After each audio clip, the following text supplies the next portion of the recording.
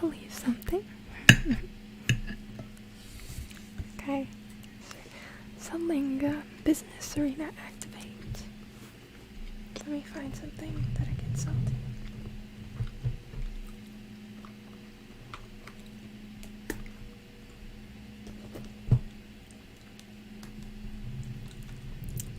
Business mode, activate.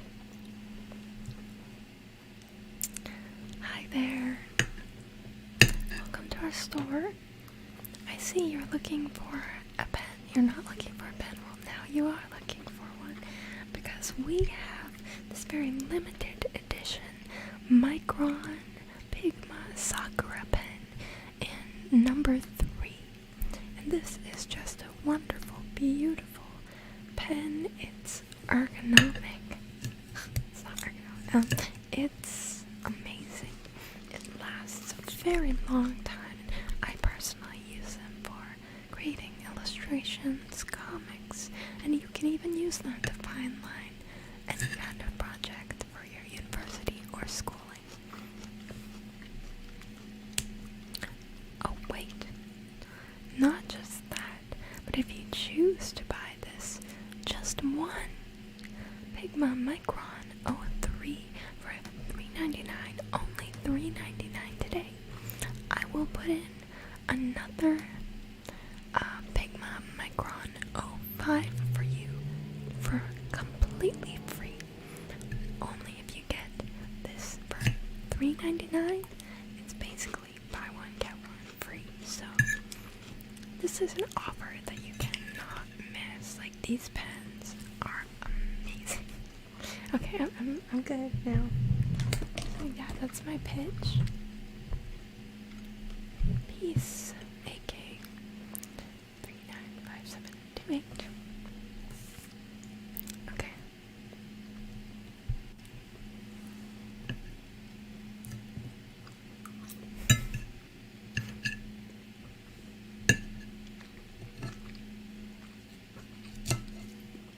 Three words. I'm already coming.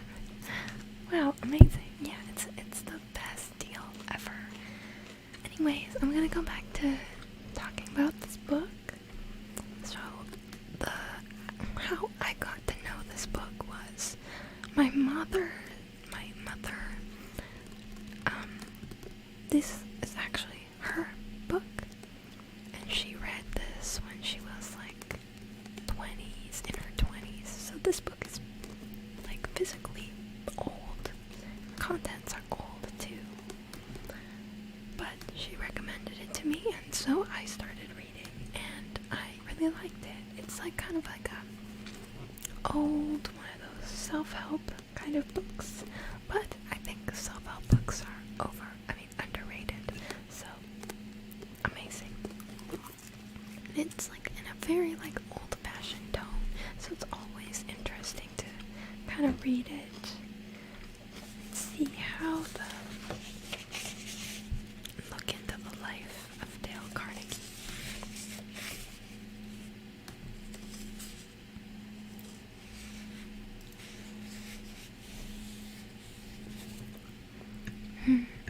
Thank you. Candle.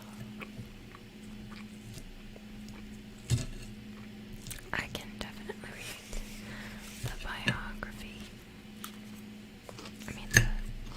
The thing on the back. So, I'm gonna read the front. So, over 6 million copies sold. How to stop worrying and start living. That's what my anxiety needs. Time-tested methods for conquering worry by Dale Carnegie.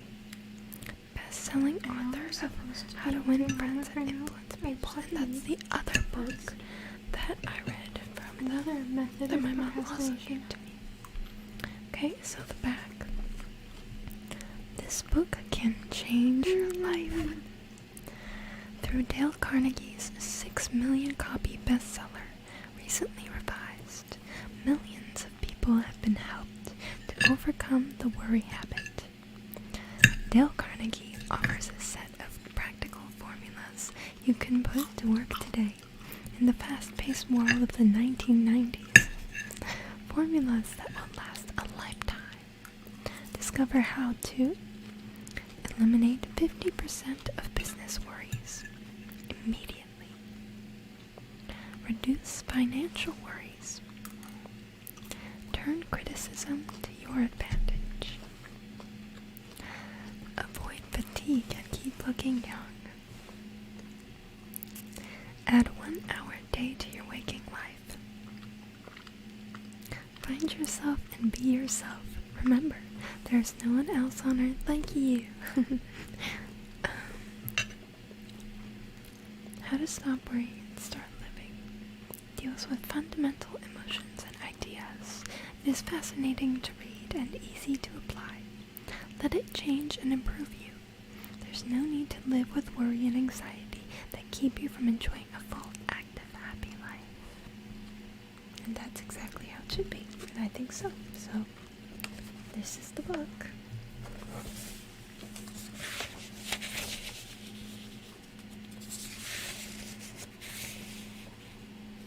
And right here front it says, this book is dedicated to a man who doesn't need to read it.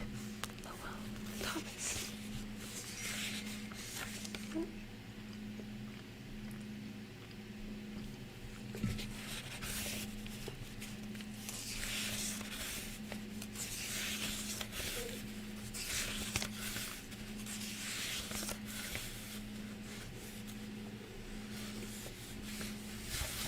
Okay. What happened? What happened?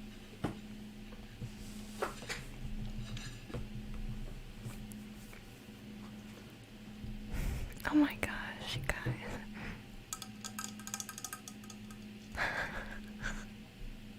Yay. Thank you. That's so fun. I never had that before. It's like a cheerleading thing. Like, give me a I don't know what I would spell out, but thank you.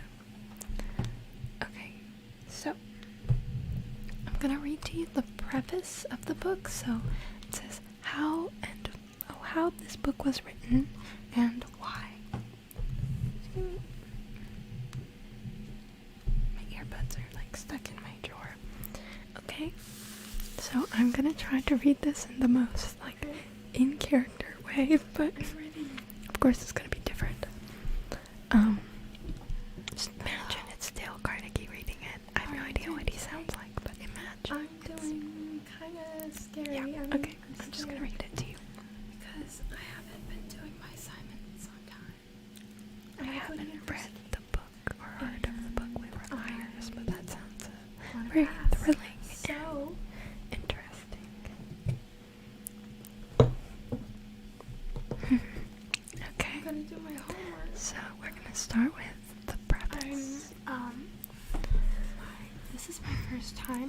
In 1990, I was one of the unhappiest lads in New York.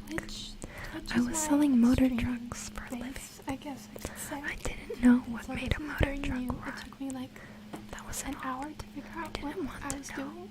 I despised my job. But now I'm I here. despised living in a cheap and furnished vibing, room I on West guess. 56th Street, a room infested with cockroaches. I I still really know what remember I'm that I doing. had a bunch of neckties hanging on the walls. And when I reached if you're out, watching, I still have no when I idea reached what's out of going a on, morning but to if get a fresh you're- necktie, If you're watching and you want to vibe and have a chill when time I for like what?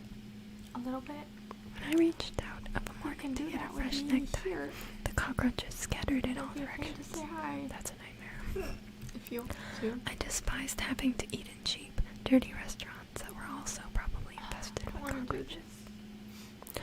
I have came I have, home like, to a my lonely room presentation. each night with a sick headache. I have to do. A headache bred and fed by disappointment, worry, I know. bitterness, and rebellion.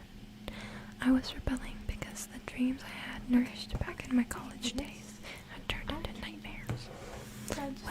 Was this life? Was this the vital adventure to which I had looked forward to so eagerly? Was this all life would ever mean to me? Working at a job I despised, living with cockroaches, eating vile food, and with no hope for the Hey, future. do my homework with me. I longed for leisure to read and to that I had dreamed of writing back in my college days. I like this type of I stream. knew I had everything to gain and nothing to lose by giving up the job I despised. I wasn't interested in making a lot of money, but I was interested in making a lot of living. In short, I had come to the Rubicon, to that moment of decision which faces most young people when they start out in life. So I made my decision, and that decision completely altered my future. It had made the rest of my life happy and rewarding beyond my most utopian aspirations. And since I had spent 4 years studying in the State Teachers College at Warrensburg, Missouri, preparing to teach, I would make my living teaching adult classes in night schools. Then I would have my days free to read books, prepare lectures, write novels and short stories. I wanted to live to write and write to live.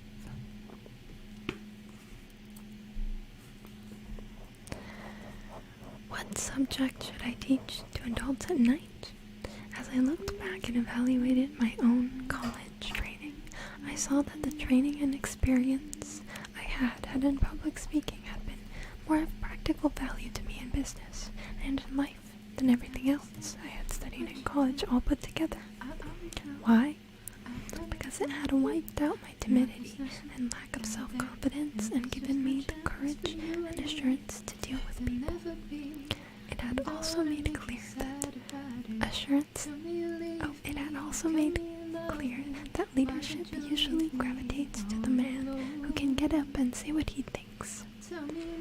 I applied for a position teaching public speaking in the night extension courses both at Columbia University and New York University, but these universities decided they could struggle along somehow without my help.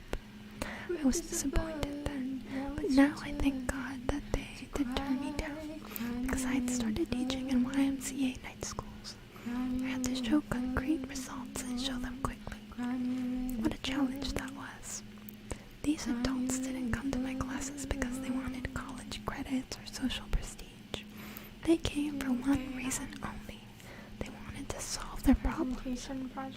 They wanted to be able to stand up on their feet and say a few words at a business meeting without fainting from fright. The salesman wanted to be able to call on a tough customer without having to walk around the block 3 times to get up courage. They wanted to develop poise and self-confidence. They wanted to get ahead in business. They wanted to have more money for their families. And since they were paying their tuition on an installed basis, and they stopped paying the salary. They stopped paying if they didn't get results. And since I was being paid not a salary but a percentage of the profits, I had to be practical if I wanted to eat. Oh, thank you so much, Russian Bear. And the most significant passages from the textbooks. I really appreciate it. Okay. Oh, okay. I felt at the time that I was teaching under a handicap, but I realized now that I was getting priceless training. I had to motivate my students. I had to help them solve their problems. I had to make each session so inspiring that they wanted to continue coming. It was exciting work. I loved it. I was astounded at how quickly these businessmen developed self-confidence and how quickly many of them secured promotions and increased pay. The classes were succeeding far beyond my most optimistic hopes. Within 3 months, the YMCAs, which had refused to pay me $5 a night in salary, were paying me $30 a night on a percentage basis. At first, I thought only public speaking, but as the years went by, I saw that these adults also needed the ability to win friends and influence people. Since I couldn't find an adequate textbook on human relations, I wrote one myself. It wasn't written in the usual way. It grew and evolved out of the experiences of the adults in these classes. I called it How to Win Friends and Influence People. That's his other book, right? Since it was written solely as a textbook for my own adult classes, and since I had written 4 other never dreamed that it would have a large sale. I am probably one of the most astonished authors now living. Water.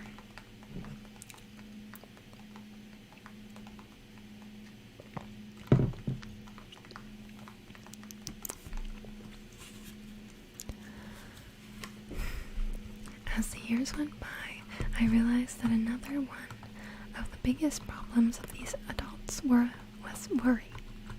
A large majority of my students were businessmen, executives, salesmen, engineers, accountants, a cross-section of all the trades and professions, and most of them had problems. There were women in these classes, businesswomen and housewives. They too had problems. Clearly what I needed was a textbook on how to conquer worry. So again, I tried to find one. I went to New York's greatest public library at the 5th Avenue and 42nd Street and discovered to my astonishment that this library had only 20 books listed under the title, Worry. I also noticed, to my amusement, that it had 189 books listed under worms. Almost 9 times as many books about worms as about worry. Astounding, isn't it? Since worry is one of the biggest problems facing mankind, you would think, wouldn't you, that every high school and college in the land would give a course on how to stop worrying? Yet, if there is even one course on that subject in any college in the land, I have never heard of it. Same, honestly. And this was written in like 1944. Oh my gosh, okay. No wonder David Seabury said in his book, How to Worry Successfully, we come to maturity with as little preparation for the pressures of experience as a bookworm asked to do a ballet. The result? More than half of our hospital beds are occupied by people with nervous and emotional troubles.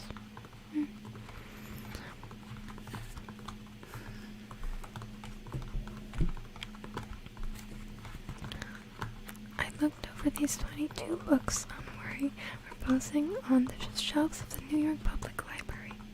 In addition, I purchased all the books on worry I could find, yet I couldn't discover even one that I could use as a text in my course for adults. So I resolved to write one myself. I began preparing myself to write this book 7 years ago. How? By reading what the philosophers of all ages had said about worry. I also read hundreds of biographies, all the way from Confucius to Churchill. I also interviewed scores of prominent people in many walks of life, such as Jack Dempsey, General Omar Bradley, General Mark Clark, Henry Ford, Eleanor Roosevelt, and Dorothy Dix. But that was only a beginning. I also did something else that was far more important than the interviews and the reading. I worked for 5 years in a laboratory for conquering worry, a laboratory conducted in our own adult classes. As far as I know, it was the first and only laboratory of its kind in the world. This is what we did. We gave students a set of rules on how to stop worrying and asked them to apply these rules in their own lives, and then talk to the class on the results they had obtained. Other reporters on techniques they had used in the past. Oh, that's interesting. Hello. Ollie. Here.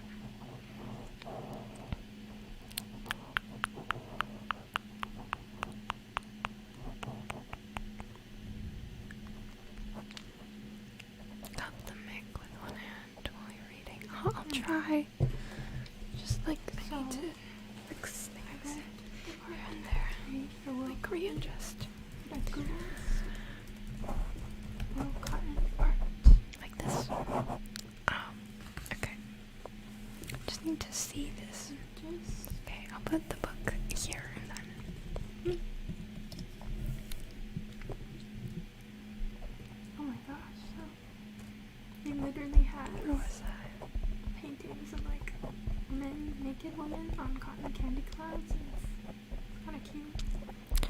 a result of this experience, I presume I have listened to more talks on how I conquered worry than has any other individual who ever walked this earth. In addition, I read hundreds of other talks on how I conquered worry. Talks that were sent to me by mail, talks that had won prizes in our classes that are held throughout the world. So, this book didn't come out of an ivory tower. Neither is it an academic preachment on how worry might be conquered. Instead, I've tried to write a fast-moving, concise, documented report on how worry has been conquered by thousands of adults. One thing is certain, this book is practical. You can set your teeth in it. Science, said the French philosopher Valerie, is a collection of successful recipes. That is what this book is, a collection of successful and time-tested recipes to rid our lives of worry. The book is called How to Stop Worrying and Start Living by Dale Carnegie. A lot of cowboys. However, let me warn you, you won't find anything new in it, but you will find much that is not generally applied. And when it comes to that, you and I don't need to be told anything new. We already know enough to lead perfect lives. We have all read the Golden Rule and the Sermon on the Mount. I don't know what that is, but okay. Our trouble is not ignorance, but inaction. The purpose of this book is to restate, illustrate, streamline, air condition, and glorify a lot of ancient and basic truths, and kick you in the shins and make you do something about applying that. You didn't pick up this book to read about how it was written. You are looking for action. Alright, let's go. Please read parts 1 and 2 of this book, and if by that time you don't feel that you have acquired a new power and a new inspiration to stop worrying and enjoy life, then toss this book away. It is no good for you. Hello, everyone. Thank you, Cosmic Unwind, for the raid. I'm just reading a book about how to stop worrying in a ASMR type way.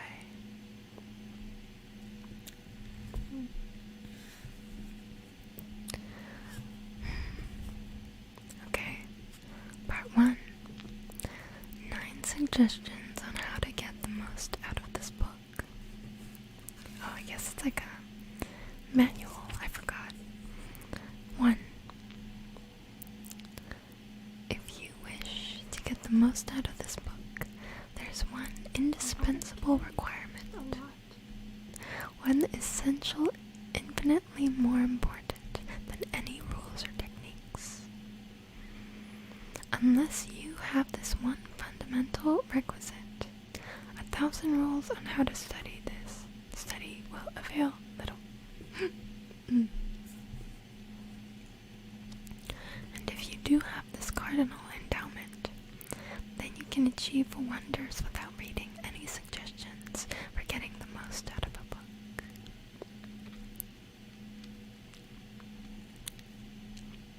Meditation. Okay. What is this magic requirement? Just this. A deep, driving desire to learn, a vigorous determination to stop worrying and start living. How can you develop such an urge?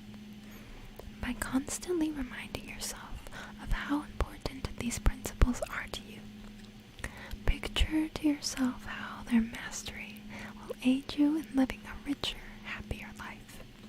Say to yourself over and over, my peace of mind, my happiness, my health, and perhaps even my income will in the long run depend largely on applying the old, obvious, and eternal truths taught in this book. Not sure about truth, but that's cool. Okay. Number 2, read each chapter rapidly at first to get a bird's eye view of it. You will probably be tempted then to rush on to the next one, but don't, unless you are reading merely for entertainment. But if you are reading because you want to stop worrying and start living, then go back and reread each chapter thoroughly. In the long run, this will mean saving time and getting results. Number 3, stop frequently in your reading to think over what you are reading. Ask yourself just how and when you can apply each suggestion. That kind of reading will aid you far more than racing ahead like a whippet chasing a rabbit. Number 4, read with a red crayon, pencil, or pen in your hand, and when you come across a suggestion that you feel you can use, draw a line beside it.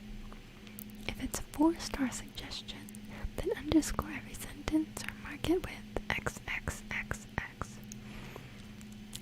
Making and underscoring a book will make it far more interesting and far easier to review rapidly. Number 5. I know a woman who has been office manager for a large insurance concern for 15 years. She reads every month all the insurance contracts her company issues. Yes, she reads the same contracts over month after month, year after year. Why? Because experience has taught her that that is the only way she can keep their provisions clearly in mind. I once spent almost 2 years writing a book on public speaking, and yet I find I have to keep going back over it from time to time in order to remember what I wrote in my own book. The rapidity with which we forget is astonishing. That's fact. So, if you want to get a real lasting benefit out of this book, don't imagine that skimming through it once will suffice. After reading it thoroughly, you ought to spend a few hours reviewing it every month.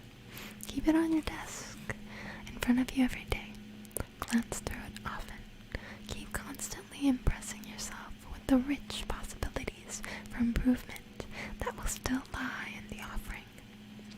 Remember that the use of these principles can be made habitual and unconscious only by a constant and vigorous campaign of review and application.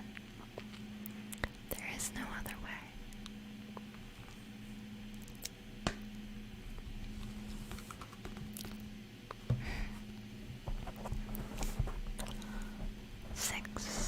Bernard Shaw once remarked, "If you teach a man anything, he will never learn."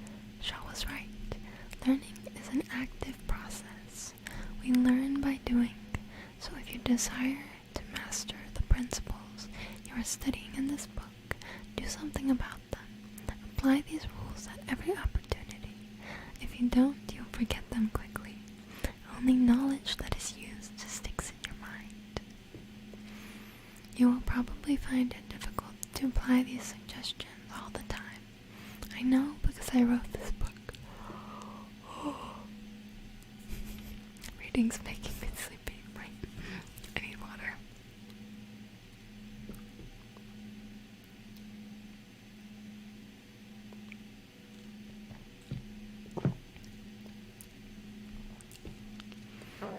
Oh, stretch.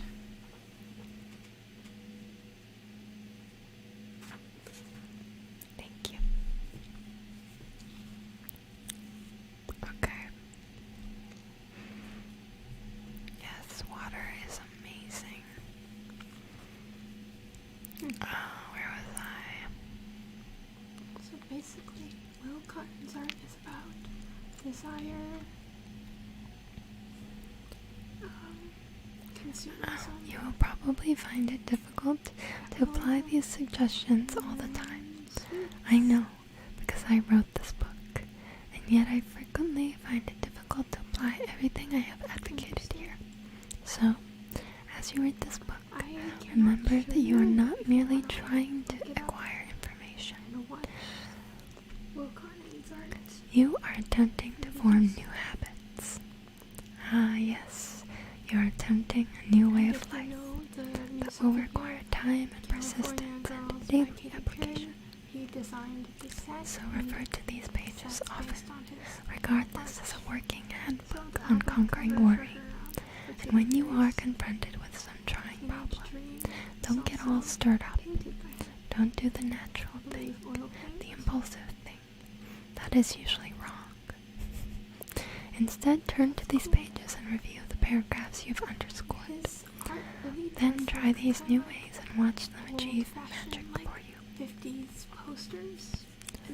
Number 7. Offer your family members a quarter every time they catch you violating one of the principles advocated in this book. They will break you. Wow. Okay. Number 8. Please turn to page 223. Okay, now I'm gonna actually go to the book now. I'm defying the rules of this book, but that is the only way to get past right now.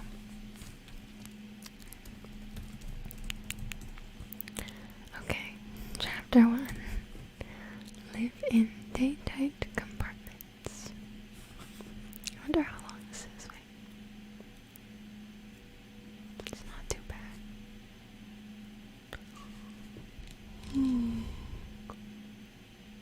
Oh. Yawn.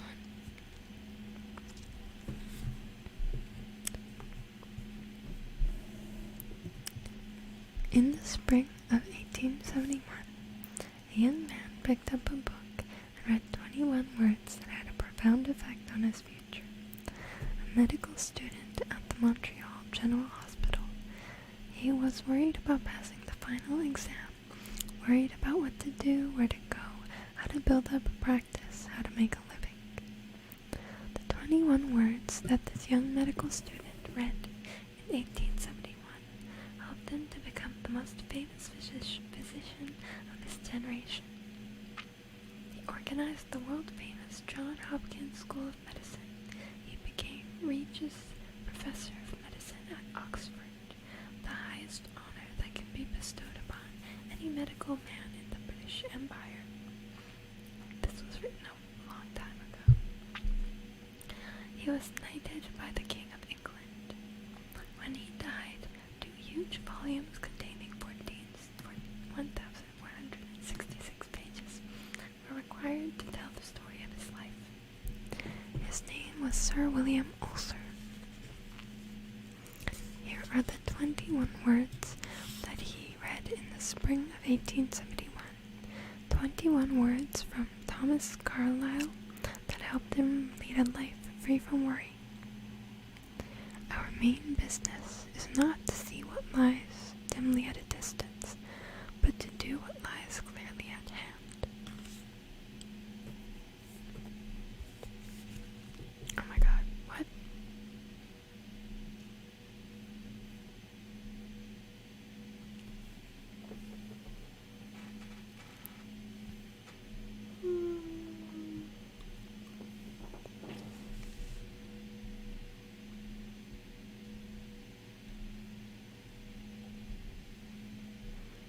Hey Jaden.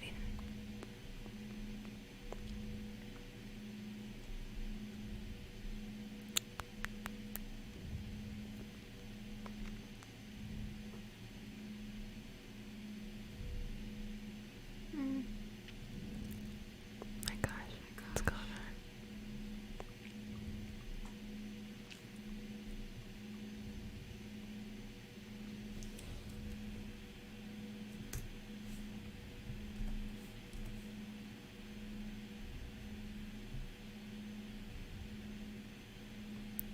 Thank you. Next schools.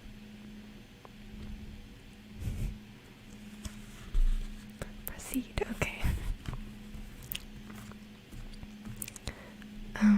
So our main business is not to see what lies dimly at a distance, but to do what lies clearly at hand.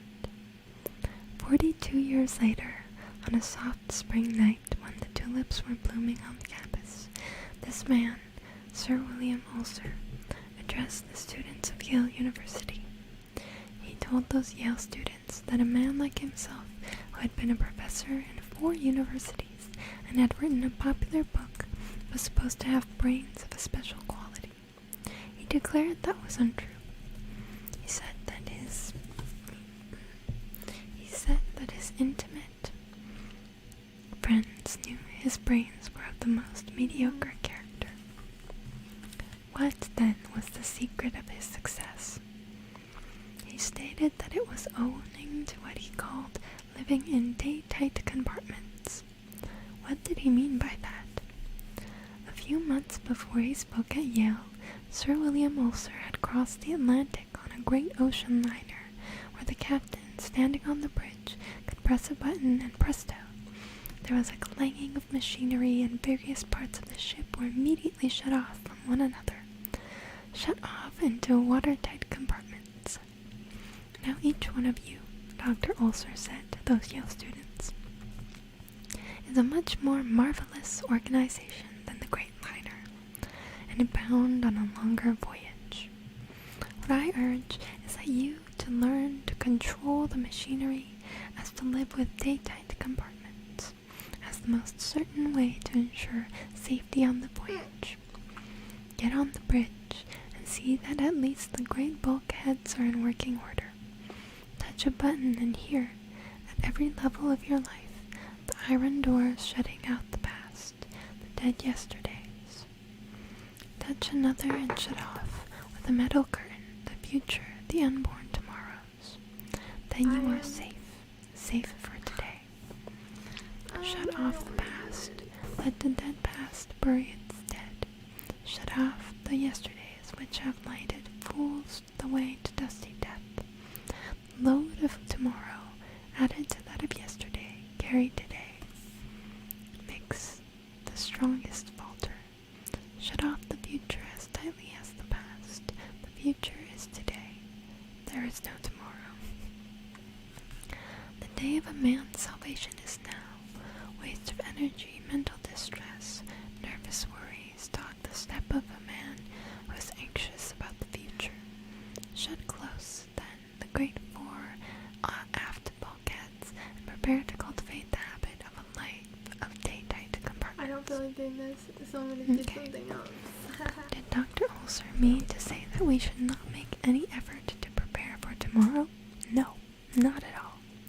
But he did go on in that address to say that the best possible way to prepare for tomorrow is to concentrate with all your intelligence, all your enthusiasm, on doing today's work superbly today. That is the only possible way you can prepare for the future. Wow. Let's see. Better dad. Yes. I'm gonna give up. I'm fully Asian.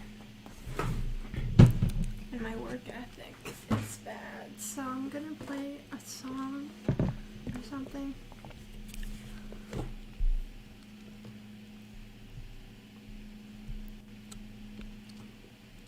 That's why. Let's see what we can do here. Oh, sorry. I didn't do the redeem. So tell me, redeemed, please say my username.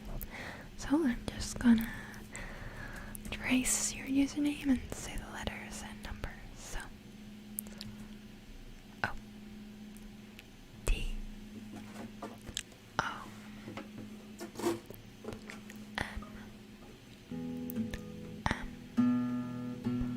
Y H 1 4 9 5. Thank you.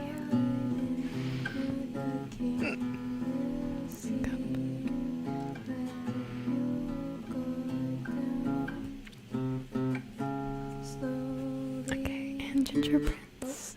Redeemed, please say my username. So I'm gonna do the same thing. Just gonna trace and whisper.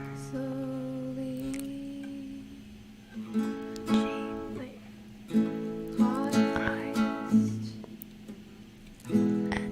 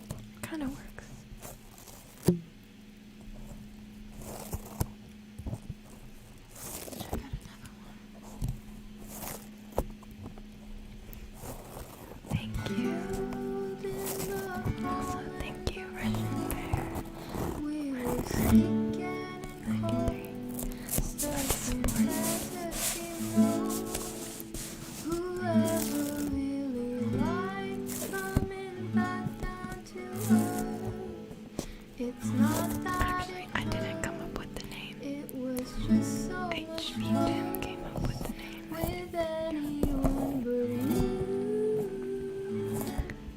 That's one of our regulars here.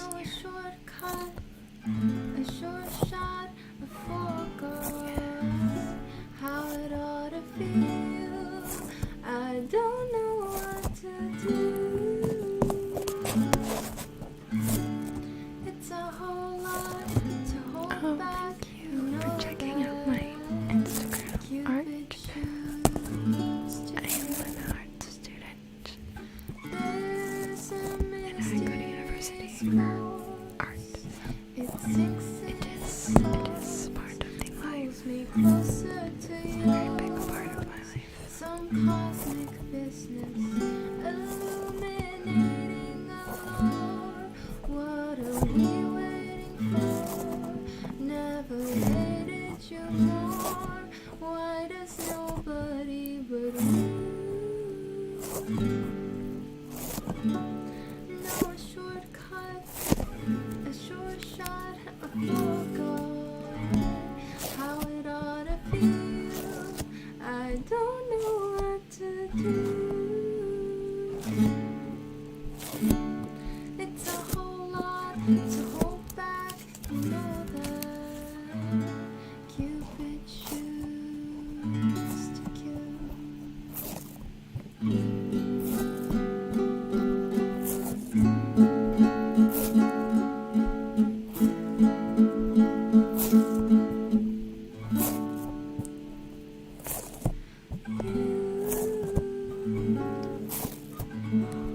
No, a shortcut, a short shot, a foregone. How it ought to feel. I don't know what to do. It's a whole lot to Yes, hold I back. live stream Know that art at least once a week. I usually keep it to once a week so that I can focus on ASMR for the rest of the streams. Yes, but I do paint on here a lot. And sometimes I just need to finish my assignments, so I do it on stream too.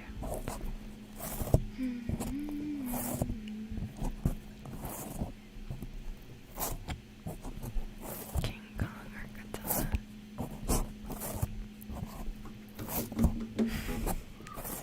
I don't know.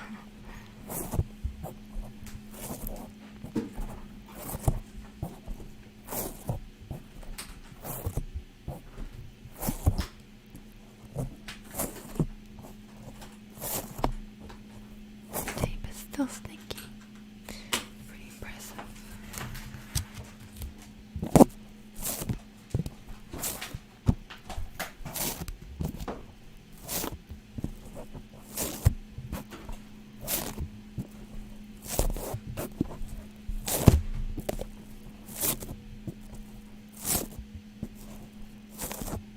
Okay. I tried out this thing. I'm gonna go for now. Thank you, Mr. Bear. I'm gonna stream on Twitch